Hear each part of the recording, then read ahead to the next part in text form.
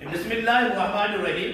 My name is मियां जाहिद। आज का हमारा टॉपिक है गेट। एक स्टूडेंट जब एफएससी के बाद लॉ की तरफ आता है या आईसीएस आईकॉम के बाद या लॉ की तरफ आता है तो उसको एक एग्जाम पास करना पड़ता है, लॉ एडमिशन टेस्ट। लेकिन जब वो 5 इयर्स का लॉ कर लेता है जो कि आगे 4 इयर्स का होगा तो उसको एक एग्जाम पास करना पड़ता है, that is called GAT. GAT stand for graduate assessment test. ये आपको किसी भी रिकॉग्नाइज्ड यूनिवर्सिटी से आपको पास करना होता है। इसके अप्लाई करने के लिए आपको तमाम सालों के रिजल्ट कार्ड साथ लगाने पड़ते हैं, डिग्री साथ लगानी पड़ती है और ये आपकी 17 इयर्स एजुकेशन कंप्लीट होनी चाहिए, जिसके लिए जब 5 साल का है 17 ईयर, जब 4 साल का हो जाएगा तो 16 ईयर। और ये टेस्ट जो है that is conducted under the supervision of higher education commission.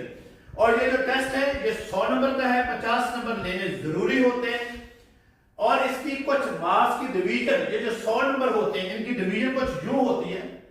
सबसे पहले constitutional history of Pakistan, important cases in the constitutional history of Pakistan such as Maulvi Tamizuddin case, the state versus Doso, Miss Asma Jarani case, Begum Nusrat Bhutto, Mian Muhammad Nawaz Sharif, Al Jihad Trust, Zafar Ali Shah and Khan Asfand Jar Wali के cases हैं, बहुत important हैं। जो बच्चा ला करता है उसको ये केसेस पढ़ने पड़ते हैं। इसमें से 5 नंबर का एक पोर्शन आता है। The next portion is The Constitution of Pakistan 1973। इसमें से 10 नंबर का क्वेश्चन आता है। आपको मुख्तलिफ आर्टिकल्स के बारे में पूछा जा सकता है, मुख्तलिफ चीजों के बारे में पूछा जा सकता है, कॉन्स्टिट्यूशन के बारे में पूछा जा सकता है। और एक आगे इंटरनेशनल लॉ, इसके अंदर 5 नंबर का क्वेश्चन होता है। इसमें United nation charters, international court of justice, इसके बारे एक क्वेश्चन होते हैं।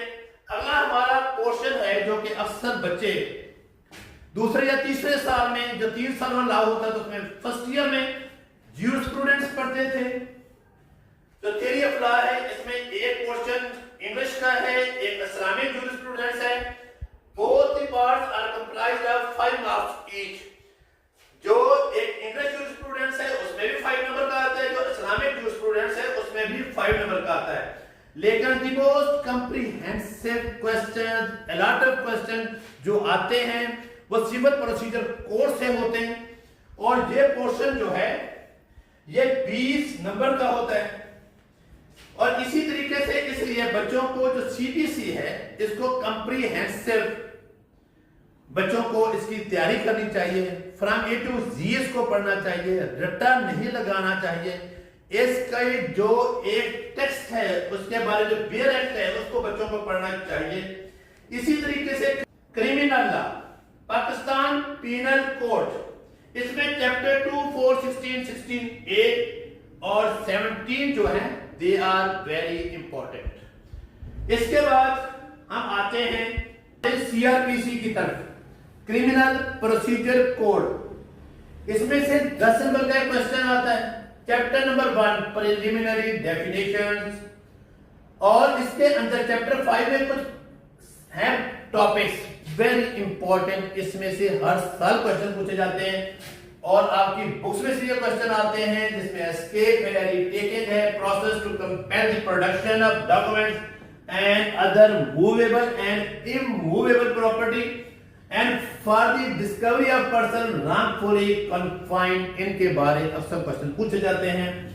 और चैप्टर नंबर 8 में से security for keeping the peace and for good behaviour, public nuisance chapter number 10 है। Chapter number 11 temporary orders in urgent cases of nuisance and apprehended danger. Chapter number 14 में से information to police and their powers to investigate FIR। उसमें तो chapter number 16 है complaints to magistrate, chapter number 17 the commencement of proceeding before court, chapter number 31 of appeals, 39 of bails, जिसमें परिरस, posters, तमाम की तमाम बेल्स के बारे हर साल एक क्वेश्चन लाजमी पूछा जाता है। इसलिए बच्चों को ये जो टॉपिक है बेल वाला, मर्डर वाला, ये दो टॉपिक्स ऐसे हैं इनमें से एक, दो क्वेश्चन या तीन क्वेश्चन लाजमी इस पोर्शन में से आते हैं। और आगे है हमारे पास लॉ ऑफ एविडेंस, कानून शहादत। ये भी सीपीसी की तरह वेरी कंप्रिहेंसिव टॉपिक है, कंप्राइज्ड ऑफ 20 मार्क्स है। इसमें से जितना भी कानून शहादत जो है, लॉ ऑफ एविडेंस, ये 20 नंबर का पोर्शन है। इसको और सीपीसी को अगर आपने मिस कर दिया, डायरेक्ट ना पढ़ा, कंप्रिहेंसिव स्टडी आपकी ना हुई, तो आप समझ रहे हैं कि आपका गैट का टेस्ट पास नहीं होगा।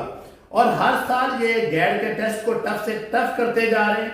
वो सीधे साधे क्वेश्चन नहीं पूछते हैं, बात आपको कोई भी ऐसी प्रपोजिशन आपके सामने रख देते हैं, बहुत सारे जो आंसर्स होते हैं वो एक दूसरे से कोरिलेटेड होते हैं। आपको ये भी लगता है कि ये भी ठीक है या ये भी ठीक है, लेकिन जब स्टूडेंट्स ने थारोली पढ़ा हो तो देखें इजीली उसको अंडरस्टैंड कर सकते हैं कि कौन सा इसका आंसर ठीक है।